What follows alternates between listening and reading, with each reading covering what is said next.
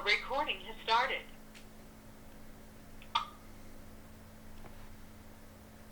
Welcome to Ask the Author podcast. I am your host, Russell Sherrard. This podcast conducts candid and insightful interviews with Christian independent authors. Our guest this week is Andy Albertini. Andy has a master's degree in transformational leadership from Barclay College and is the owner of A2 Consulting Group Limited. His first book, Rogue Leadership, was published in 2019. Andy is a former VP of Development for Gain, also a former National Sales Training Manager at Raxby Labs and AstraZeneca Pharmacies. He possesses extensive experience as a turnaround specialist for 501(c)(3)s with decades of service in nonprofits. Andy, thanks for being here today and for agreeing to do this interview. Oh, thanks for having me. Okay, let's dive right in here. What do you think prepared you or qualifies you to write in your chosen genre? So that's a great question. I guess a couple of things. I've got quite a bit of change experience. So back in my days working in pharmaceuticals with AstraZeneca and Ranbaxy, I was handed a sales force. This is kind of really where the whole thing started. Handed a sales force that had just gone through forced ranking, and were told, "Sorry, you're the worst of the best," and they were just decimated. So we had to kind of start all over with them and pull them out of the doldrums and get them to the point where they were ready to start working effectively again.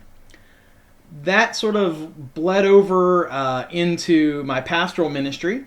I spent years in churches. My denomination used me as a turnaround specialist. So I would go into broken and hurting churches and help revitalize and restore health. And then that sort of led to my master's degree, which is in transformational leadership. And then my whole master's thesis was on change management, which eventually became my book. Cool. Okay. Tell us a little about your real or non-writing life, like your family, your job, your church life. Does it give you inspiration for your writing? Does it get in the way of your writing? Or are there times when you get help from people or circumstances? Yeah, so my wife Stephanie and I have been married. It'll be 25 years this October. She is my best friend and the most wonderful part of my whole life. We've got two kiddos that I'm super proud of. My son Gabriel is just finishing his freshman year of college, which is hard to believe. He's going to be 19, so that means I had him when I was 6. He's great. He's a solid super kid. My daughter Reagan is she's currently in, I guess it's her last year of middle school. She goes into high school next year, which is also hard to believe. And you know, so my life is all about change. I'm surrounded by it all the time, and it's just been something that I've learned to, I guess, fall in love with. I love helping people manage change, watching my kids walk through this. Does it get in the way? Yeah, frequently it gets in the way. I work with nonprofits kind of all over the country, actually all over the globe. And so my travel schedule is pretty hectic. And so trying to maintain a business and a travel schedule and speaking and interviews like this one, and then having a wife and kids, yeah, it gets crazy sometimes. I can imagine. Yeah. Okay. Tell us about things you enjoy. What do you do for fun or personal satisfaction? You know, it's spending time with my family is one of the big ones. We do as a family, we do game night. That's one of our big activities. So we play board games. We all put down our phones and just sort of walk away from the screens and walk away from technology. I think another thing that our family does, at least whenever possible now, it's getting a little harder, is we have dinner together every night.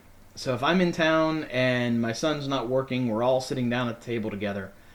So beyond that, gosh, hobbies. I don't really have one. I write, I guess. I take a couple of hours every week for myself. Generally speaking, I go to a local McDonald's. As odd as this sounds, get a Diet Coke, pop in my earbuds, and I spend a couple of hours every week just writing. That goes onto my blog. It's going to become later books. It's just ideas. It's very therapeutic. Yeah, cool. That sounds fun. Okay. Tell us about working with any people who helped you create your books. Do you use beta readers, hire editors or proofreaders, and how do you get your covers?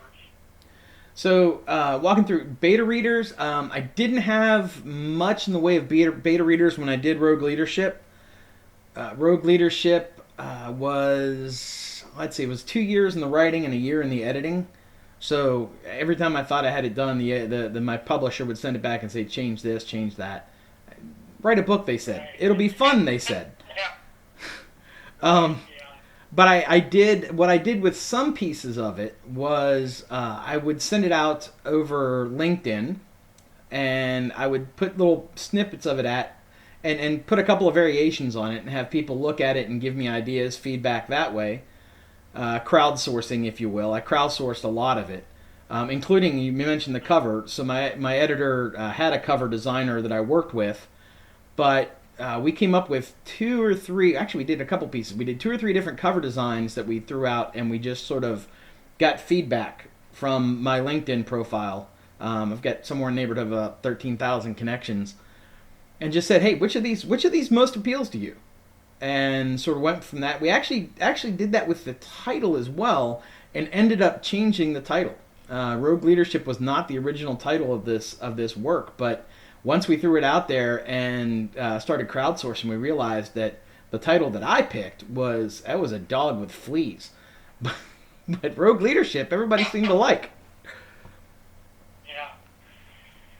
With my covers, I when I first started writing in 2009, I said, oh, I probably could do that. So I tried to do my first cover, and that didn't end up too well. So ever since then, I've hired somebody, and most of the authors that I interviewed do hire out their covers. Yeah, I really enjoyed the process of working with the graphic artist. She was great.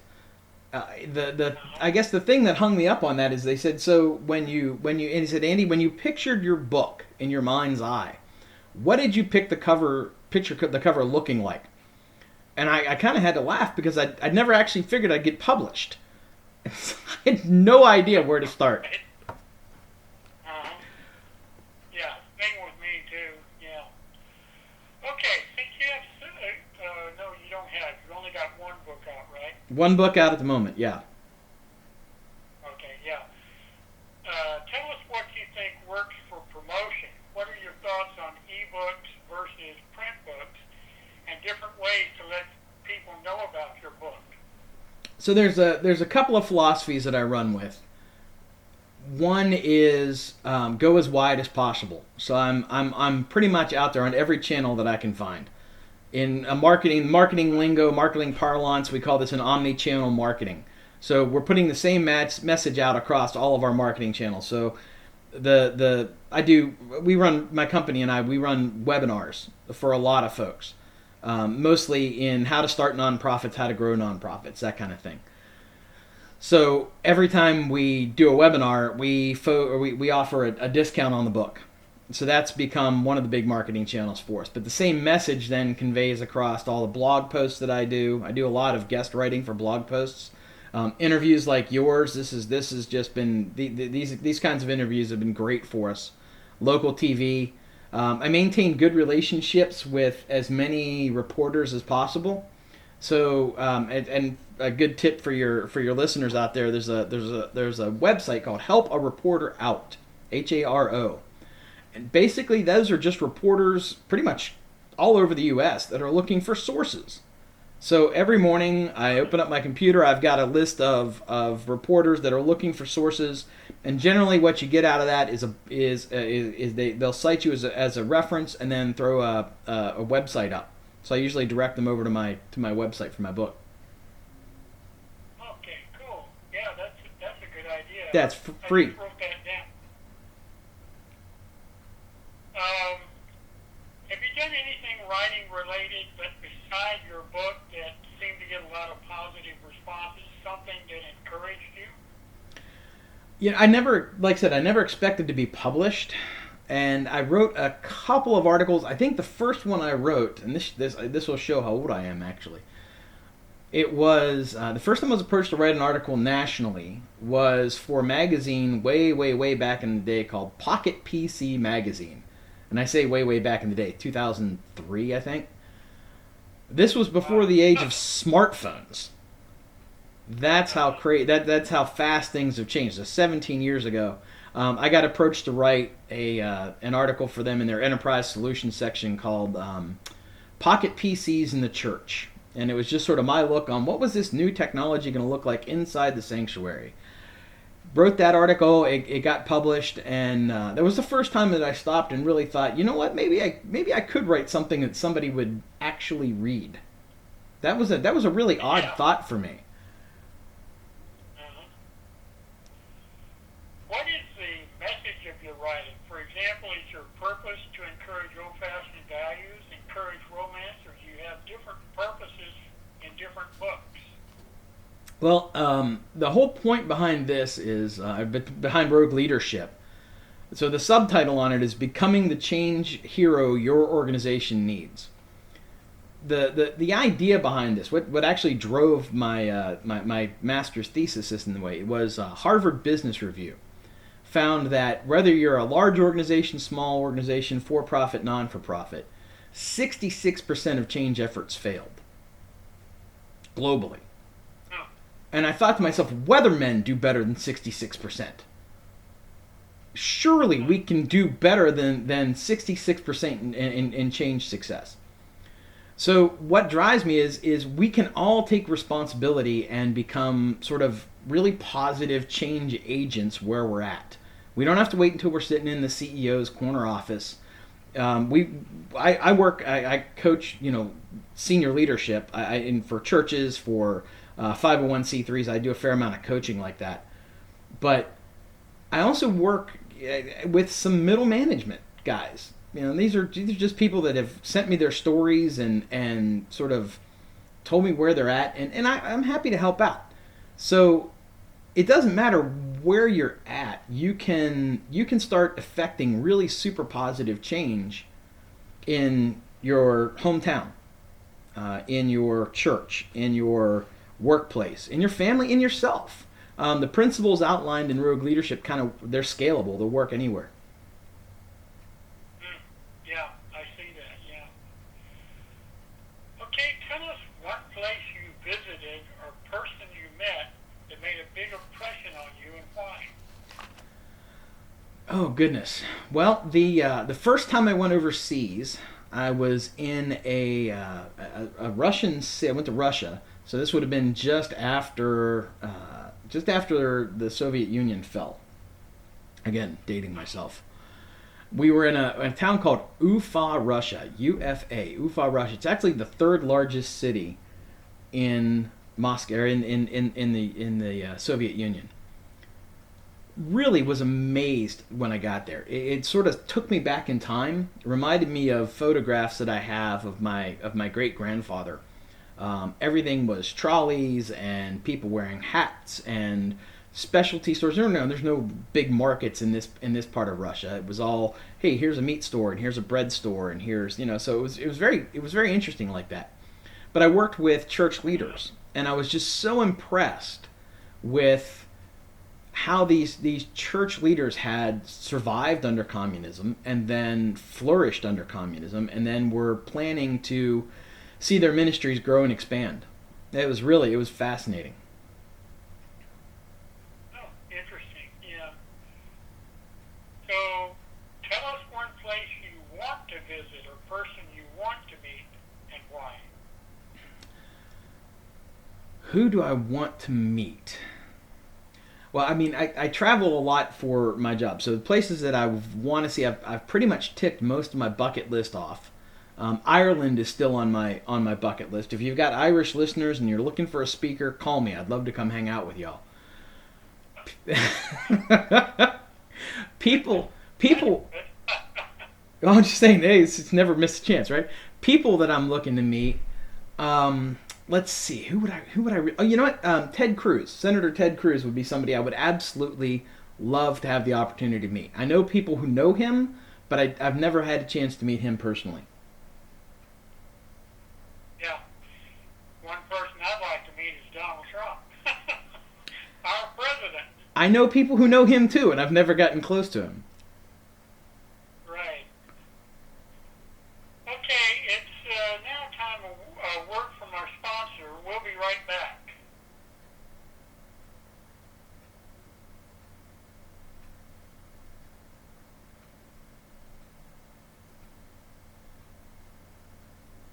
We are back, and we continue with our interview with Andy Albertini. Thanks for Andy, having me. share something that makes you laugh with just plain humor or happiness. You know, usually it's my kids.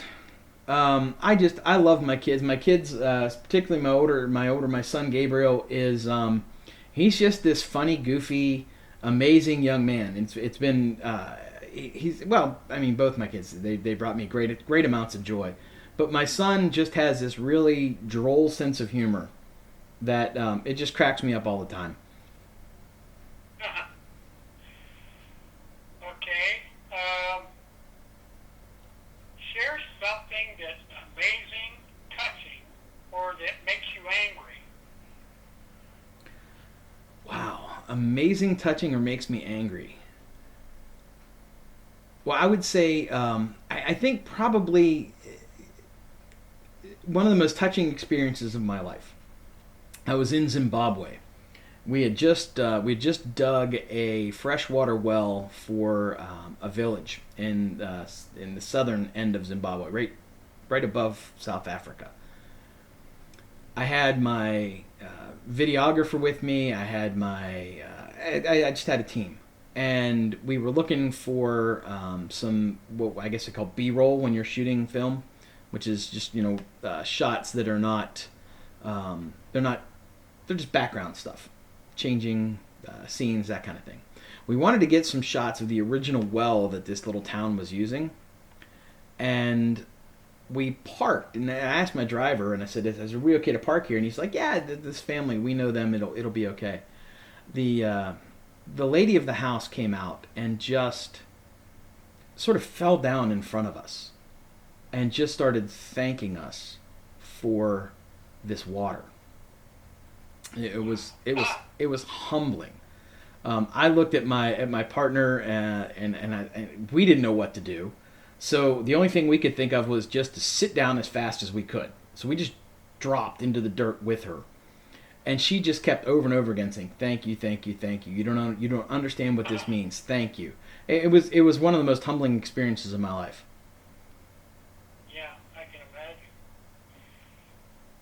What's the worst trouble you ever had when you wrote your first book, such as a plot or finding needed information or getting the cover done? I think the big thing for me was the editing process. It was just unexpected. I had no idea that it would take a year of editing to get the book done, and I really was not prepared for that. I had every time I thought I was done, I would tell my wife, I said, "I think this is it. I think the editing's done." They would send me back changes again, and that I was just unprepared for it, and it was just sort of, it got monotonous after a while. Then I realized I'm just a terrible writer. That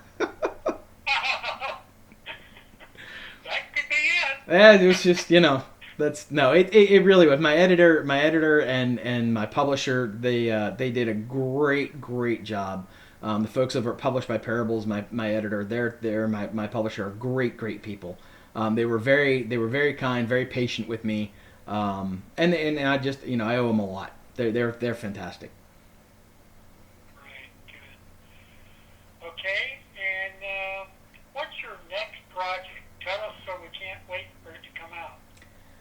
So I've got a couple of items on my hard drive that I'm tinkering with. I'm trying to figure out which one I'm gonna do next. The one I think I'm gonna end up doing next. Just I've looked at the state of our nation, and of course we're becoming increasingly polarized as a nation right now. We are pulling back into our own little camps, and it doesn't. I don't see any way forward. So I started asking myself, what is the thing that held us together, right? So if you look at the national seal, e pluribus unum, from many one. So what is it that we can look to and say, we are many at the moment? What can we work on in terms of change management? That's what I do. So how can we begin to break down those barriers and draw ourselves back together as a nation? Now, obviously, the first part of that is prayer. It's coming, understanding that our churches have to get active. But then I started looking at the Bill of Rights, and I thought, I've read a lot about the Bill of Rights. That was really the thing that held us together initially. But I've never seen a theological underpinning for it. And so what I'm working on right now is actually a theological underpinning for the Bill of Rights. Oh, that's interesting. Yeah. Okay, are there characters, stories, or scenes, etc., based on anything in real life? Obviously, I've read just a summary of your book, and it looks like that probably how your life goes, right? That's a big part of it. I've got a friend that said, you kind of dragnetted your book. And when I asked him, I said, what exactly does that mean? He said, well, you remember the TV show Dragnet? And I said, yeah. And he said, at the beginning of it, it says, the names have been changed to protect the innocent. And so a lot of what's in my book is drawn from my own personal experiences, right? It's what I've experienced as an employee, and yeah. So a lot of the names have been changed to protect the innocent, but yeah, all of it is drawn from my personal experiences. It's write what you know, and this is what I know. Right, that's good.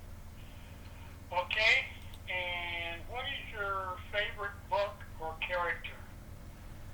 Other than your own. Yeah. So I am a huge Lord of the Rings fan. I'm one of those. Yes. I read it. I read it every year. It's just sort of part of my yearly take on things. And there is just something about the everyman quality of Frodo Baggins that appeals to me. He is all of us, and even the smallest among us, and maybe this ties in. Even the smallest among us can affect real change in our world if we just become dedicated enough. Okay, Andy, before we go, how can people contact you to get more information about you and your books? Well, my book is available. You can go to my website. It's actually rogueleadership.org. That's my book website. And for your listeners, we'll do this. If you go to Rogue Leadership and click on buy the book, if they want to get the book, at checkout, if you use the promo code Go Rogue, that's all capital letters, all one word, Go Rogue, you'll get a discount in the checkout for that. Okay, good.